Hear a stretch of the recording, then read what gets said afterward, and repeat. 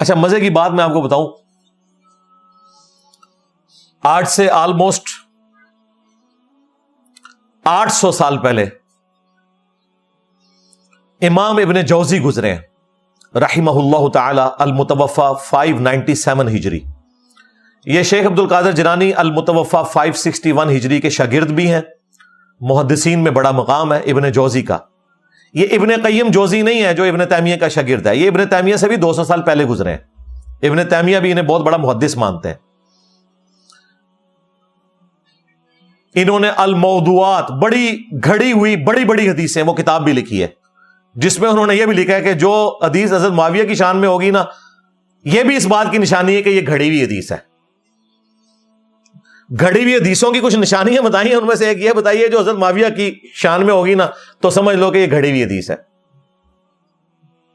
اب یہ بہت بڑے محدث ہیں. ان کے زمانے میں ایک ناسبی تھا عبد المغیث، اس نے یزید کے فضائل کے اوپر کوئی رسالہ لکھا تو ابن جوزی غصے میں آئے، انہوں نے ایک کتاب لکھی جو کتاب محدثین کے ہاں اتھینٹک مانی جاتی ہے. ابن تیمیہ نے بھی اس کی تعریف کی ہے، ابن کثیر نے بھی کی ہے. الرد علی المعتصب العنید المانع من ذم یزید. یہ اس متعصب ضدی شخص کے رد پہ لکھی جا رہی ہے کتاب جو یزید کو برا کہنے کو غلط سمجھتا ہے اور منع کرتا ہے. اس زمانے میں ایک یزیدی تھا عبد المغیث، اس کے رد پہ پھر انہوں نے طبیعت صاف کی ہے ان لوگوں کی. اس میں جب ایک دلیل یہ لی گئی نا کہ یزید جو ہے وہ حضرت معاویہ کا بیٹا ہے اور حضرت معاویہ کے لیے ترمذی میں روایت ہے اے اللہ اسے ہادی اور مہدی بنا، انہوں نے کہا یہ تو روایتی جعلی ہے، اس کی بنیاد کے اوپر تم یہ کلیم کر رہے ہو کہ ان کا یہ ڈیسیژن کرنا کہ یزید کو انہوں نے خلیفہ صحیح بنایا تھا. انہوں نے کہا یہ تو روایتی جعلی ہے. پھر انہوں نے روایت کے اوپر بحث کی.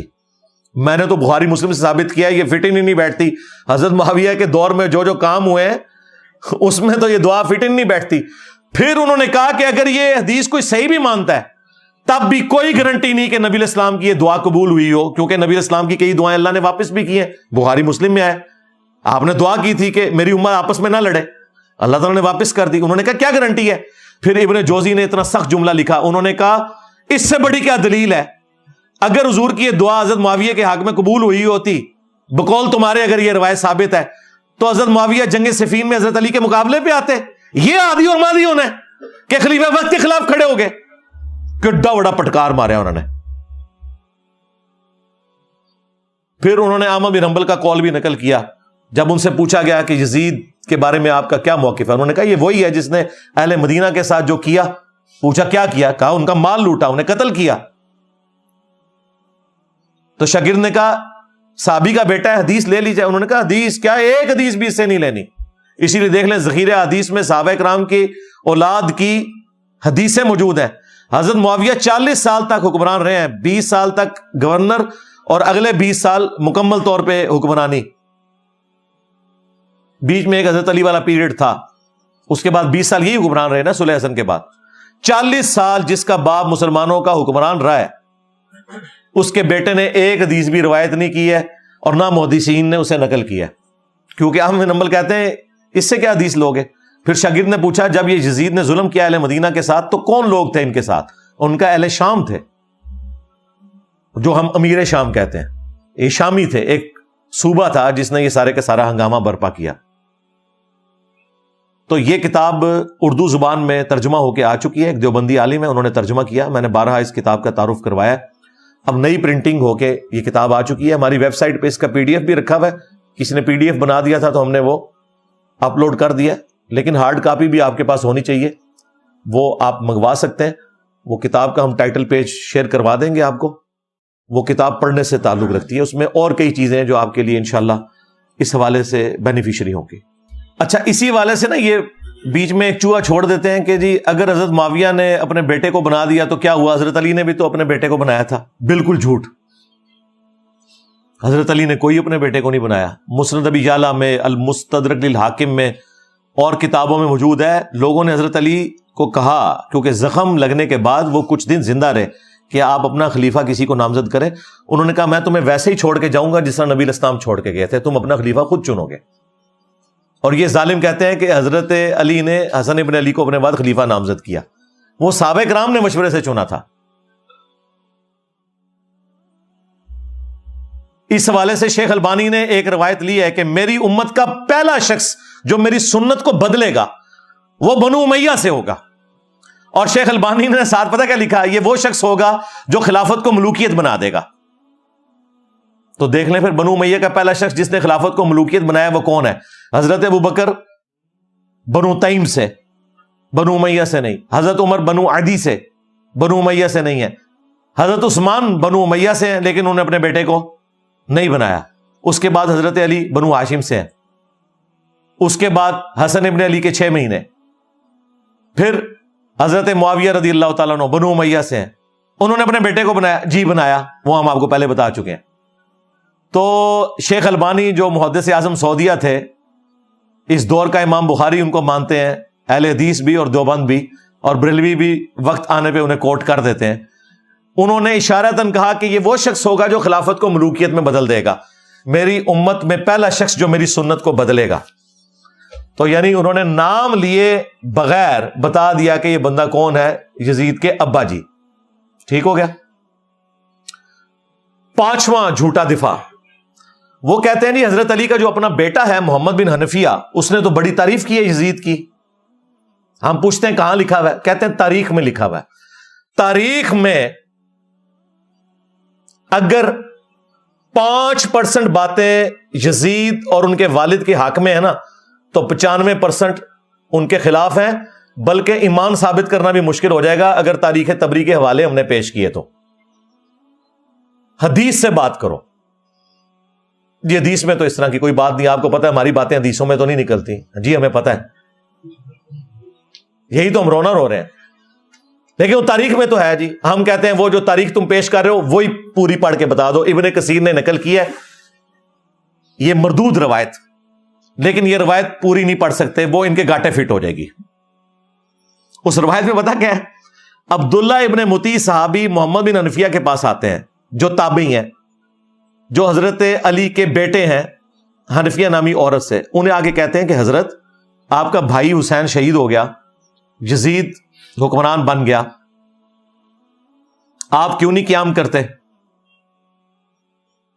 تو ساتھ ہی کہا کہ اہل مدینہ میں سے کچھ لوگ شام سے آئے ہیں، انہوں نے یزید کو اس حال میں پایا ہے کہ وہ تارک الصلاح ہے، وہ شراب پیتا ہے اور کتاب و سنت سے تجاوز کرتا ہے.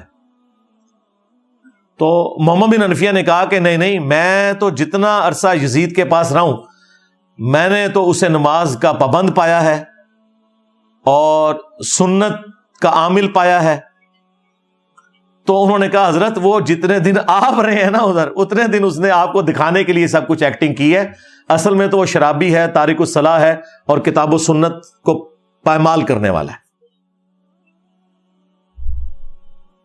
اب یہ پوری روایت تھی، انہوں نے آدھی لے لی کہ محمد بن حنفیہ نے کہا میں اسے نماز کا پابند پاتا ہوں، جبکہ صحابی کہہ رہا ہے کہ وہ شرابی ہے، تارک الصلاح ہے، کتاب و سنت کا مذاق اڑاتا ہے.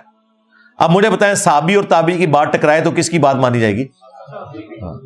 انہوں نے آدھی روایت نقل کی. اسی لیے ہمارے جو استاد تھے شیخ زبیر صاحب، انہوں نے فتاوی علمیہ میں باقاعدہ اس روایت کو ڈسکس کر کے کہا کہ اگر اس روایت کو تم صحیح مانو گے نا پھر ماننا پڑے گا کہ یزید نماز بھی نہیں پڑھتا تھا، وہ شرابی بھی تھا اور کتاب و سنت کو توڑتا تھا، اس کے احکامات سے تجاوز کرتا تھا.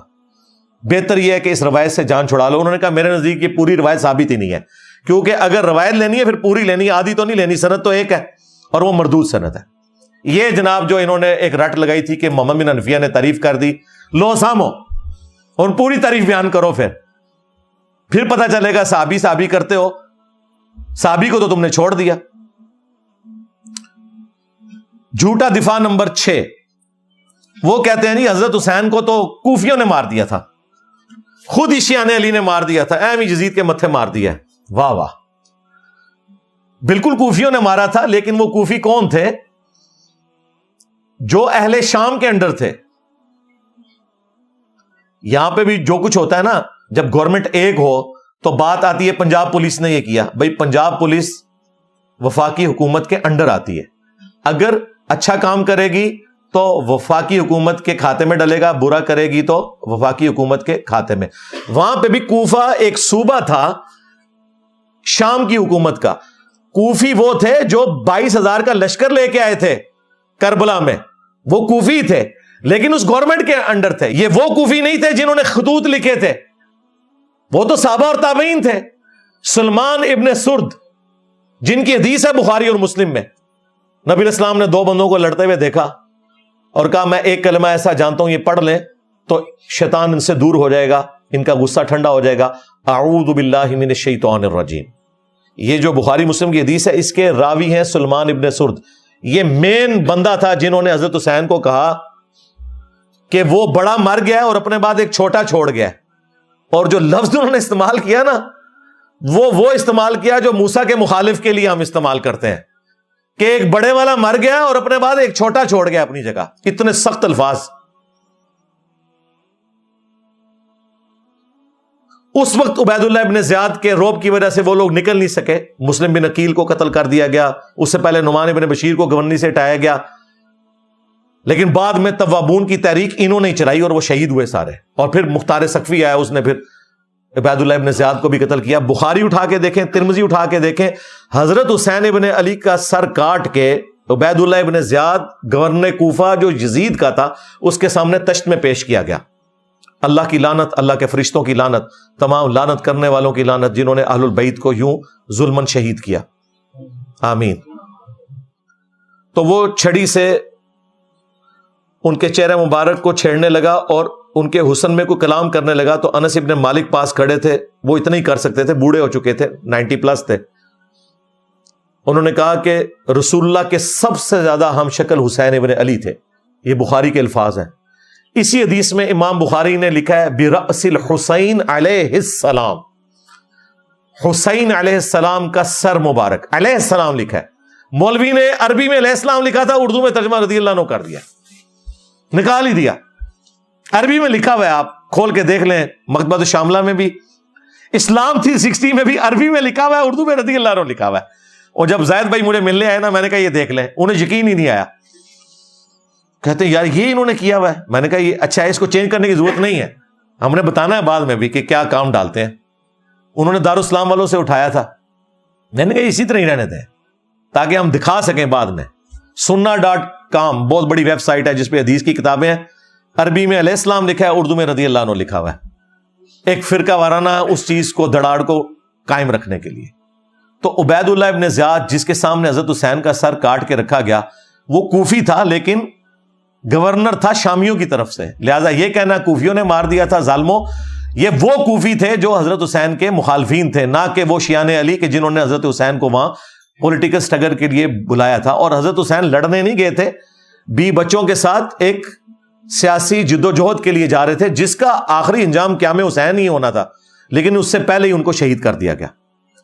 اسی لیے انہوں نے راستہ بھی بدلا. یہ جو کہتے ہیں جی وہ دمشق کی طرف جا رہے تھے یزید کے ہاتھوں میں ہاتھ دینے، بالکل جھوٹ ہے. وہ راستہ انہوں نے اس لیے بدلا تھا کہ انہیں پتہ چل گیا تھا کہ مسلم بن عقیل شہید ہو چکے ہیں، یہ مجھے بھی کوفے تک نہیں پہنچنے دیں گے، تو میں انہیں دھوکہ دے کے دوسرے راستے سے جاؤں. لیکن ان کے پاس تو اتنی فوج تھی، انہیں بھی یہ خطرہ تھا کہ حسین ابن علی کہیں راستہ نہ بدلے، تو انہوں نے کربلا کے پاس بھی پڑاؤ کیا تھا کہ اگر اس راستے سے بھی آئے تو ہم پکڑ لیں گے، جو یہ نقشے بنا کے آپ کو بتا رہے ہوتے ہیں. اللہ کے بندو ڈر جاؤ، جھوٹ باندھتے ہو، اپنی طرف سے باتیں بنا کے منسوب کرنا شروع کر دیتے ہیں. جھوٹا دفاع نمبر 7 جو اسی کے ساتھ جڑا ہے، وہ کہتے ہیں حسین علیہ السلام نے 3 شرائط رکھ دی تھیں جی کربلا میں.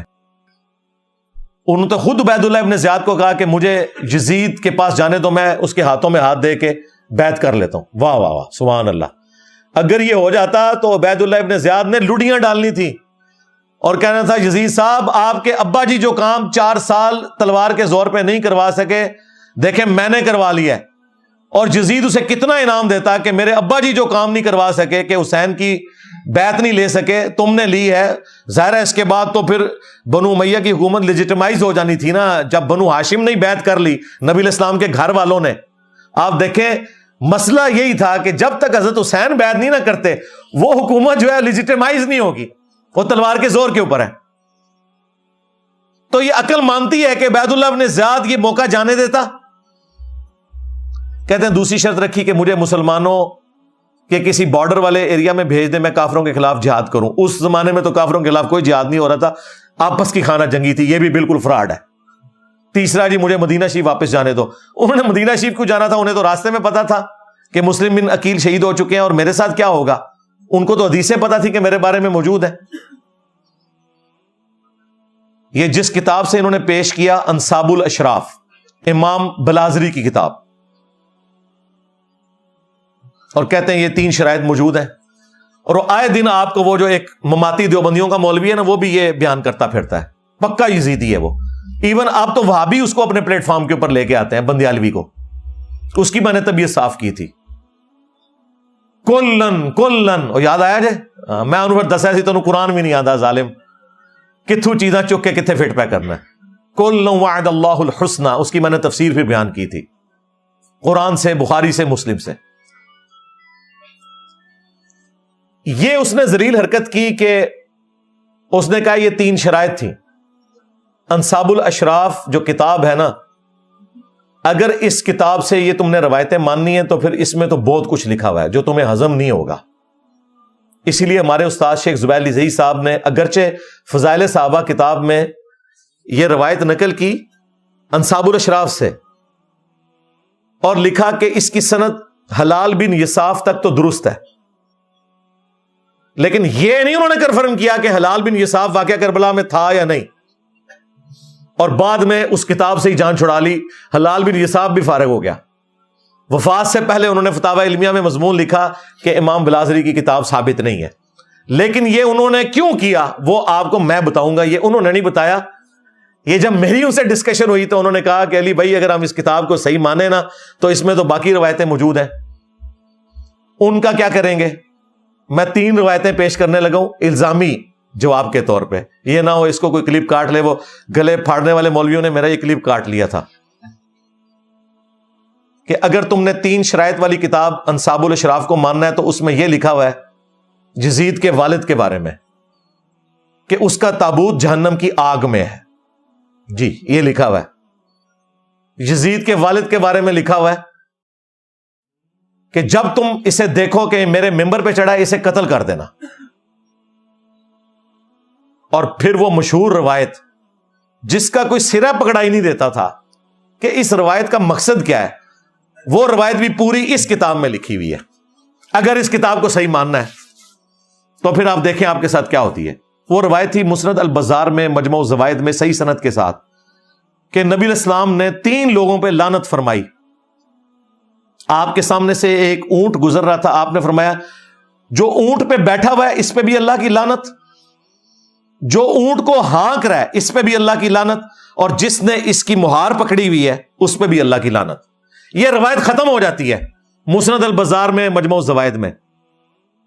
اب اس روایت سے کیا رزلٹ نکلے گا جب تک یہ نہ بتایا جائے کہ اس اونٹ کے اوپر وہ شراب لے کے جا رہے تھے، ایرون لے کے جا رہے تھے، چرس لے کے جا رہے تھے، لعنت کیوں ہوئی، وہ بندے کون تھے؟ وہ محدثین نے اپنی کتابوں میں ان بندوں کے نام نہیں بتائے۔ ظاہر مشکل ہو جانا تھا، سنیت کا ایک غلبہ، سنی ہمیشہ حکومت میں رہے، آپ کو پتا ہے، لیکن یہ روایت اپنی جگہ موجود ہے۔ اسے کہا جاتا ہے اونٹ والی حدیث کہ اونٹ پہ بیٹھے ہوئے پہ بھی لعنت، ہانکنے والے پہ بھی، مہار پکڑنے والے پہ بھی۔ کیوں لعنت؟ یہ بندے کون ہیں؟ کوئی ذکر نہیں۔ انصاب الاشراف میں موجود ہے کہ وہ 3 بندے کون تھے، ان بندوں پہ اصل میں لعنت کی گئی تھی۔ اگر اس کتاب کو کسی نے صحیح ماننا ہے، 3 شرطوں والی کتاب، ہم تو کہتے ہیں مانو پھر اگے بھی ٹورو، فارغ ہی ہو جاؤ۔ انصاب الاشراف میں لکھا ہے کہ اونٹ پہ یزید کے دادا ابو بیٹھے ہوئے تھے۔ ہاں جی، اونٹ کی مہار یزید کے ابا جی کے ہاتھ میں تھی، اور اونٹ کو ہانکنے والا یزید کا چاچا تھا، چچا۔ ایک چشتی چاچو ہے نا، ایک یزید کا بھی چاچو ہے۔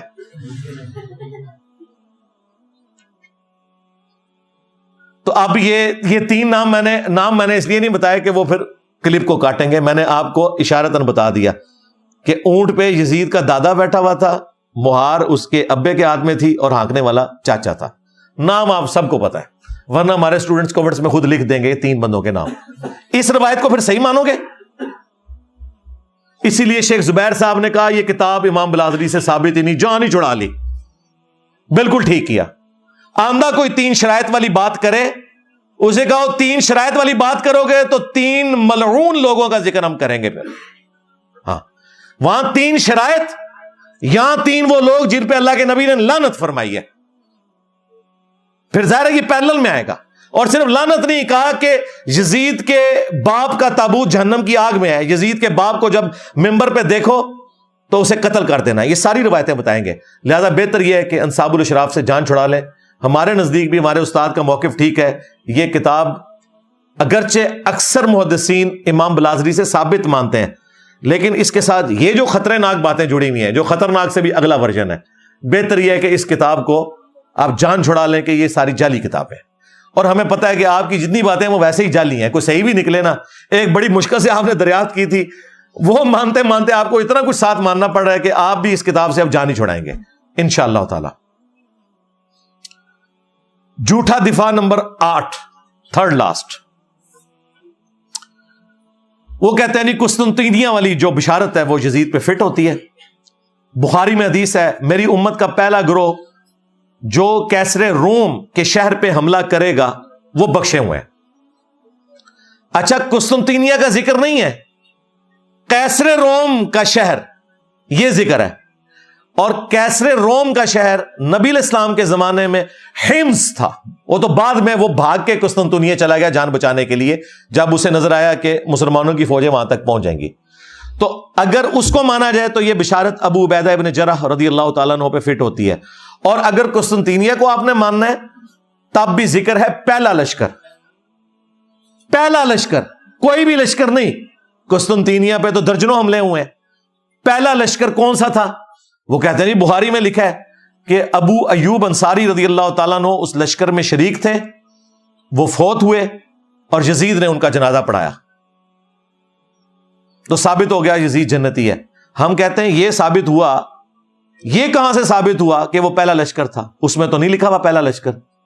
ہم آپ کو بتاتے ہیں وہ پہلا لشکر نہیں تھا، وہ 7واں لشکر تھا. اگر 2 لشکر بھی گئے ہونا تب بھی وہ پہلا نہیں ہے، وہ بعد والا ہے. پہلا لشکر وہ ہے جو سنن ابی داؤد میں موجود ہے. ایک صحابی کہتے ہیں ہم قسطنطینیہ پہ حملے کے لیے جب گئے، ہمارے لشکر کے امیر عبد الرحمن بن خالد بن ولید تھے، حضرت خالد بن ولید کے بیٹے، یزید نہیں تھا. اور ابو ایوب انصاری بھی ہمارے ساتھ تھے. انہوں نے ہمیں ایک آیت کی تفسیر سمجھائی. اور پھر ابو ایوب انصاری قسطنطنیہ کے تمام حملوں میں شریک ہوتے رہے، حتیٰ کہ ایک حملے کے دوران وہ فوت ہوئے اور وہیں پہ دفن ہوئے. آج بھی ان کا مزار موجود ہے ترکیے میں. اب وہ مسلمانوں کے پاس ہے نا، استنبول. تو ابو داؤد میں یہ حدیث موجود ہے کہ اس وقت جو لشکر گیا تھا اس کے امیر کون تھے؟ خالد ابن ولید کا بیٹا. اور اس کے بعد مسلسل وہ شریک ہوتے رہے حتیٰ کہ ایک حملے میں وہ فوت ہوئے. تو جس میں فوت ہوئے وہ تو بعد میں ہوگا نا، جس میں زندہ تھے وہ پہلے. تو اگر 2 بھی ہوتے تو پھر بھی وہ دوسرا ہے. ویسے یہ 7واں ہے. اور یہ جو میں بتا رہا ہوں یہ بھی پہلا نہیں ہے، اس سے بھی پہلے منذر بن زبیر لے کے گئے. وہ شیخ زبیر صاحب کے شاگرد ہیں، عبداللہ جابر دامانوی صاحب. انہوں نے پوری کتاب لکھی ہے، ہماری ویب سائٹ پہ رکھی ہوئی ہے کہ قسطنطنیہ پہ پہلا حملہ کس نے کیا تھا. بہرحال یہ تو نہیں بنتا، یہ انہوں نے پکڑا ہوا تھا. اور جگہ جگہ یہی وہ چیز ہے جو ابن تیمیہ نے سب سے پہلے چوہا چھوڑا، اسی کو لے کے پھر بعد کے لوگ چلے. حتیٰ کہ ڈاکٹر ذاکر نائک نے بھی جو یزید کو رضی اللہ عنہ کہا اور جنت لشکر والی بشارت اس کے اوپر فٹ کر کے تو خاری کمائی. میں نے اسی وقت ان کے خلاف ویڈیو ریکارڈ کروائی تھی اور ان کی علمی اصلاح کی کوشش کی تھی. باقی جو ان کی علمی خدمات ہیں وہ اپنی جگہ، لیکن یہ ان سے بہت بڑا بلنڈر ہوا ہے اور دعوت حق کو نقصان ہوا ہے ان کے اس ایٹیچیوڈ کی وجہ سے. تو میں نے کہا تھا یار ابن تیمیہ کی تقلید چھوڑو. میں نے بخاری اور ابو داؤد سے ثابت کیا ہے کہ وہ پہلا لشکر نہیں تھا. اور یہ ہمارے استاد شیخ زبیر صاحب نے پہلی دفعہ جرأت کی الحدیث رسالے میں یہ پورا تحقیقی مضمون لکھا. پھر ہمارے جو دوسرے استاد تھے مولانا اسحاق صاحب، انہوں نے باقاعدہ اپنے جمعے کے خطبے میں شیخ زبیر صاحب کی تعریف کی اور انہوں نے کہا اس وقت ان سے بڑا کوئی محدث نہیں ہے. اب تو اہل حدیثوں کو اپنے گھر کی خبر پتہ چل گئی ہے کہ ان کے اپنے بڑے محدث نے بھی بتا دیا کہ یہ ابن تیمیہ نے غلط بشارت فٹ کی تھی، ڈاکٹر ذاکر نائک نے غلط فٹ کی تھی. احادیث کی روشنی میں قسطنطینیہ کا وہ والا لشکر جو پہلا لشکر تھا جس کے لیے بشارت تھی، اس میں یہ شامل ہی نہیں تھا. اور جس زمانے میں گیا اس وقت تو یزید دودھ پیتا بچہ تھا. 6 سال سے کم ہی عمر تھی اس کی، بہت زیادہ بھی لگا لیں۔ فتح تو خیر یہ صحابہ سے بھی نہیں ہوا، قسطنطینیہ تابعین سے بھی نہیں ہوا، تبع تابعین سے بھی نہیں ہوا۔ یہ 9ویں صدی ہجری میں نبی علیہ السلام کی وفات کے آلموسٹ 900 سال کے بعد، 850 تقریباً سال کے بعد یہ فتح ہوا۔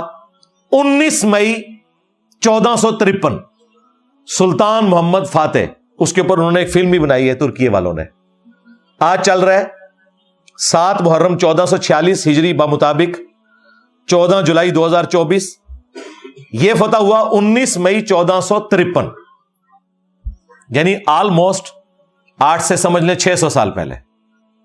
ارطغرل کی اولاد میں سے جو 7واں سلطان تھا، سلطان محمد فاتح، اس کی عمر اس وقت 24-25 سال تھی، اس نے قسطنطینیہ کو فتح کیا۔ لیکن وہ فتح کرنے والے کے لیے بشارت نہیں تھی، بشارت تھی جس نے پہلا حملہ کیا۔ وہ فتح کرنے والے کے لیے جو بشارت ہے مسند احمد میں کہ وہ بڑا اچھا امیر ہوگا، وہ روایت سندن صحیح ثابت نہیں ہے، لیکن جو جنت کی بشارت تھی وہ پہلے لشکر کے لیے تھی۔ یہ جناب ٹوٹل ان کی گیم تھی جس سے انہوں نے جنتی اسے ڈکلیئر کیا ہوا تھا۔ اور یوں آگے ہم نہیں کہتے وہ جہنمی ہے، اس کا معاملہ اللہ کے سپرد، لیکن جھوٹی بشارتیں تو جنت کی فٹرا نہ کریں۔ سیکنڈ لاسٹ جھوٹا دفاع نمبر 9،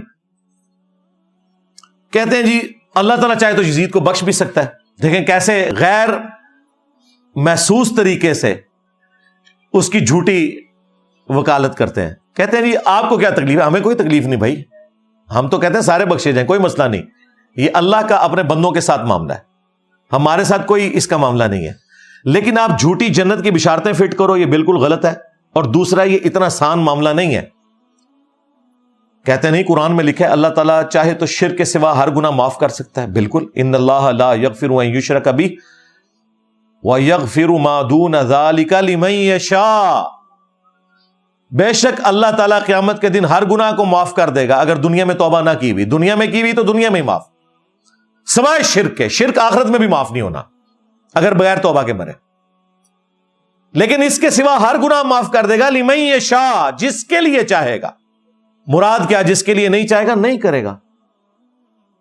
شرک کے علاوہ کون سا ایسا گناہ ہے جو معاف نہیں ہو سکتا؟ وہ قرآن میں لکھا ہوا ہے سورۃ النساء میں، جس نے ایک مؤمن کو ناحق قتل کیا اس کی سزا ہمیشہ کی جہنم ہے۔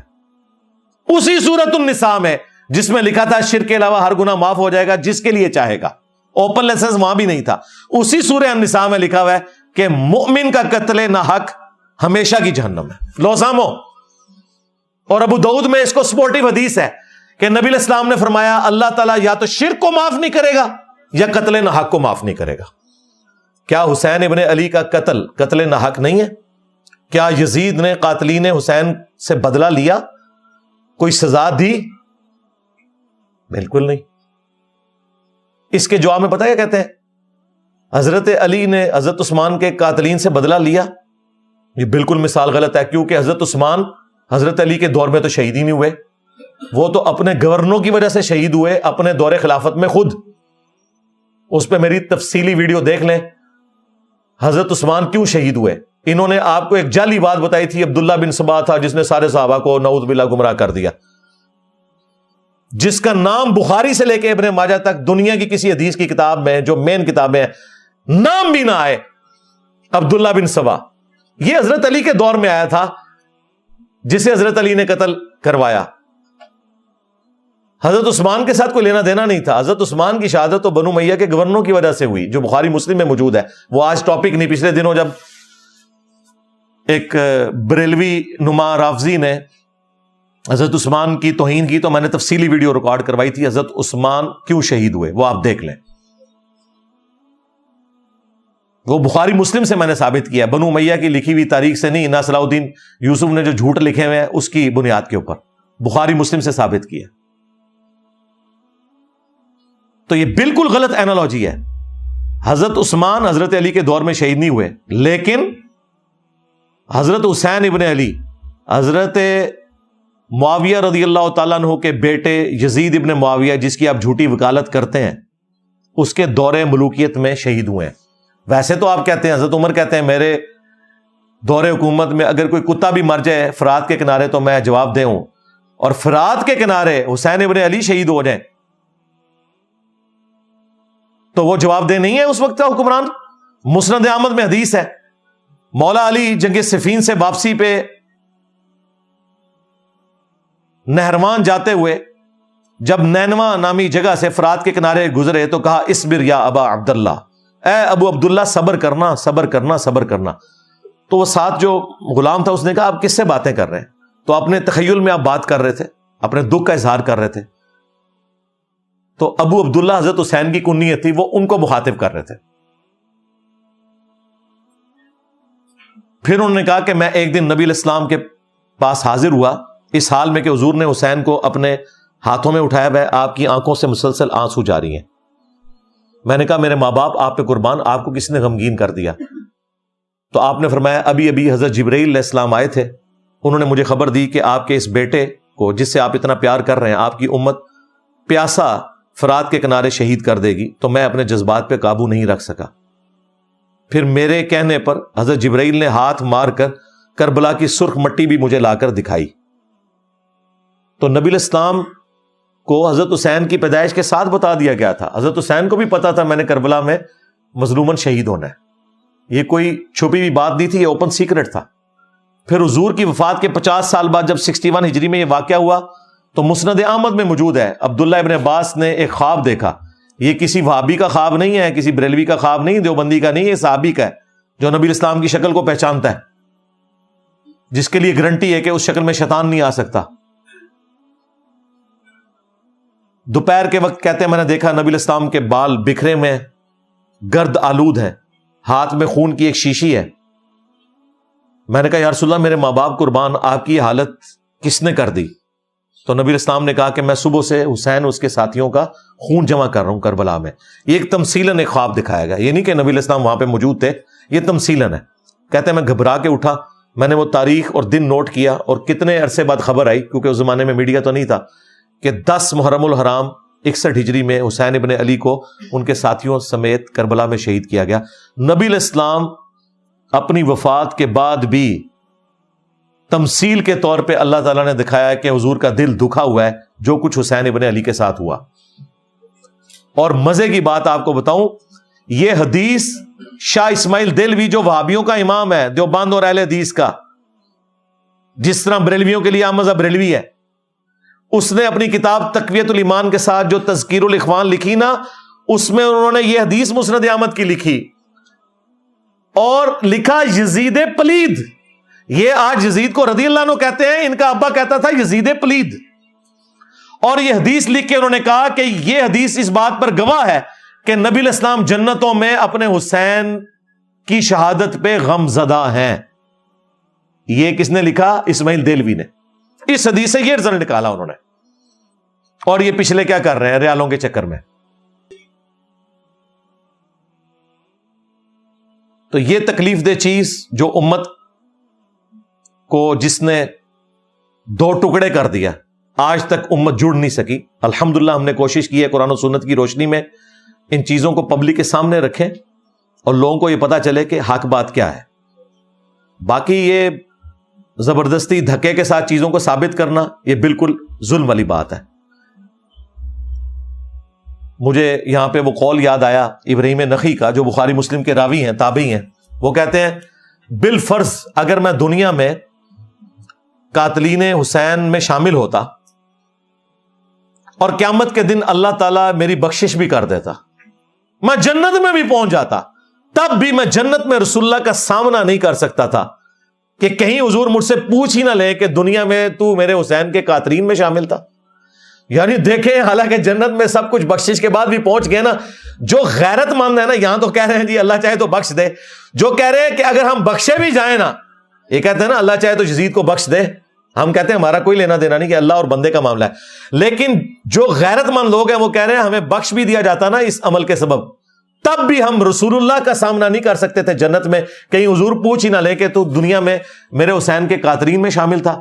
یہ قول ابراہیم نخعی کا جو بخاری مسلم کے راوی ہیں، حضرت امام حنیفہ کے دادا استاد ہیں، المعجم الکبیر طبرانی میں ان کا قول صحیح سند سے موجود ہے۔ غیرت مند لوگ ایسے ہوتے ہیں، ابراہیم نخعی جیسے، 50 ہجری میں پیدا ہوئے ہیں، 96 ہجری میں فوت ہوئے ہیں، صرف 46 سال ان کی عمر تھی، لیکن اہل بیت کے چاہنے والے تھے، بخاری مسلم کے راوی ہیں. حنفیت پوری ان کے اوپر ڈیپینڈنٹ ہے،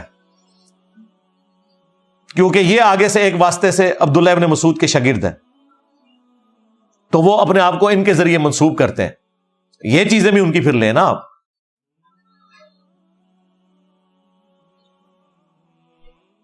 دسواں جھوٹا دفاع، آخری، وہ ہے بات تو سچ ہے مگر بات ہے رسوائی کی. کہتے ہیں جن یہ سب باتیں آپ کی ٹھیک ہیں لیکن یہ تو شیعوں والی باتیں، یہ آخری حربہ ہوتا ہے ان کے پاس. یہ تو رافضیوں والی باتیں ہیں، یہ آپ سنی ہو کے شیعوں والی باتیں کر رہے ہیں. جی بالکل، جس طریقے سے جب وہابی لوگ قل انما انا بشر مثلکم پڑھتے ہیں نا، اور بتاتے ہیں کہ نبی علیہ السلام بھی اسپیشی میں انسان تھے، مرتبے میں نہیں، اسپیشی ہونے میں، تو بریلوی انہیں کہتے ہیں کہ جی آپ کو قرآن میں یہی آیت پڑھنی تھی اور تھوڑی آیات ہیں پڑھنے کے لیے. تو وہابی لوگ اس وقت کیا کہتے ہیں کہ نہیں، ہم نے آپ کو صحیح عقیدہ سمجھانا ہے تو اس لیے آپ کو یہ آیت پڑھ کے سنائیں گے. بریلویوں کو بھی لگتا ہے کہ قل انما انا بشر مثلکم یہ وہابیوں والی باتیں ہیں، حالانکہ یہ اللہ نے نازل کی ہوئی ہے. تو وہابیوں کو اب اس تکلیف کا اندازہ ہوگا کہ جب آپ آیت پیش کریں اور آپ کے مخالفین یہ کہیں کہ یہ وہابیوں والی باتیں ہیں اور اس کی وجہ سے قرآن و حدیث کا انکار کر دیں. آپ بخاری مسلم سے نماز کا طریقہ دکھائیں، وہ کہتے ہیں طریقہ تو ٹھیک ہے لیکن وہابی اس طرح نماز پڑھتے ہیں اس لیے ہم نے نہیں پڑھنی. یہ بھی اکثر لوگ یہی دلیل پیش کرتے ہیں. پھر گستاخانہ نماز ٹھیک ہوگی تو اس وقت ان کو کتنا برا لگتا ہے کہ ہم آپ کو بخاری مسلم پیش کر رہے ہیں، آپ ہمیں یہ باتیں کر رہے ہیں. بالکل اس طریقے سے جب ہم بخاری مسلم سے بنو امیہ کو ایکسپوز کرتے ہیں اور آپ ہمیں کہتے ہیں یہ شیعوں والی باتیں ہیں، تو آپ ہمیں نہیں گالی دے رہے، آپ تو امام بخاری امام مسلم کو گالی دے رہے ہیں، ہمیں تو دے ہی نہیں رہے. نہیں، یہ بخاری مسلم عوام کے لیے نہیں لکھی گئی تھی. اچھا، عوام کے لیے نہیں لکھی گئی، آپ کی تو ساری عوام بخاری مسلم پڑھ کے ہی رفع الیدین شروع کر رہی ہے. اگر اس وقت اپنے مولویوں کی بات سن لیتی کہ بخاری مسلم عام آدمی نے نہیں پڑھنی تو دیوبندی بریلوی مر جاتی. خود پڑھا ہے نا تبھی ادھر تک پہنچے ہیں. اور یہ آپ کی بات بالکل غلط ہے کہ عوام کے لیے نہیں لکھی گئی. امام مسلم نے مقدمے میں لکھا ہے کہ میں یہ عوام الناس کے لیے مسلم شریف لکھ رہا ہوں. اور بنو امیہ کے بارے میں جتنی وہ خطرناک بلکہ خطرناک روایتیں ہیں نا، وہ ساری مسلم شریف کے اندر ہیں. بخاری میں بھی ہیں، مسلم میں تو بہت زیادہ ہیں جو انہیں ہضم نہیں ہوتی. تو امام مسلم تو کہہ رہے ہیں میں عوام کو بتانے کے لیے روایتیں لکھ رہا ہوں. پھر آپ کیا کریں گے؟ وہ روایتیں کون کون سی ہیں وہ آج میں ٹاپک نہیں بنا رہا، ورنہ ٹائم بہت زیادہ لگ جائے گا. اس کے لیے آپ میری وہ ویڈیو دیکھیں کربلا کیوں ہوئی، اور میرا ریسرچ پیپر جو اینڈ پہ آپ 500-600 لوگ جتنے ہیں سب کو ملے گا، اس کا میں تعارف بھی کروا دیتا ہوں. اس میں یہ ساری ڈیٹیلز موجود ہیں. فی الوقت اسے میں کنکلوڈ کروں گا. ان کے بڑے ہمارے بڑوں کو اسی طرح گالی دیا کرتے تھے کہ یہ تو رافضیوں والی باتیں ہیں. ہمارے امام محمد بن ادریس الشافعی المتوفی 204 ہجری، ان کو یہ شعر کہنا پڑا، ان کان رفضا حب آل محمد فلیشہد الثقلان انی رافضی. اگر اہل بیت کی محبت کا نام رافضی ہونا ہے تو جن و انس گواہ ہو جاؤ کہ میں رافضی ہوں. یعنی اگر تم گالی دیتے ہو تو ٹھیک ہے میں رافضی ہوں. بالکل اس کو میں نے ایڈ کیا ہے کہ اگر قرآن و سنت کی سچی توحید بیان کرنے کا نام وہابی ہونا ہے تو میں وہابی ہوں. اگر نبی علیہ السلام سے محبت کا اظہار کرنا بریلوی ہونا ہے، اگر غلوف کے درجے میں نہ ہو تو میں بریلوی ہوں. اگر صحابہ کرام کے دفاع کا نام دیوبندی ہونا ہے تو میں دیوبندی ہوں. اور اگر اہل بیت سے محبت کے اظہار کا نام رافضی ہونا ہے، جس طرح کہ امام شافعی نے کہا، تو میں شیعہ رافضی ہوں. بلکہ انہوں نے رافضی لفظ استعمال کیا، شیعہ بھی نہیں استعمال کیا. اس زمانے بھی ان کے بڑے ہمارے بڑوں کو گالیاں دیا کرتے تھے اور ہمارے بڑے پھر اس طریقے سے انہیں جواب دیا کرتے تھے. نہ یہ ہمارے بڑوں کا مقابلہ کر سکے، نہ ان کے چھوٹے ہمارا مقابلہ کر سکے اللہ کے فضل سے.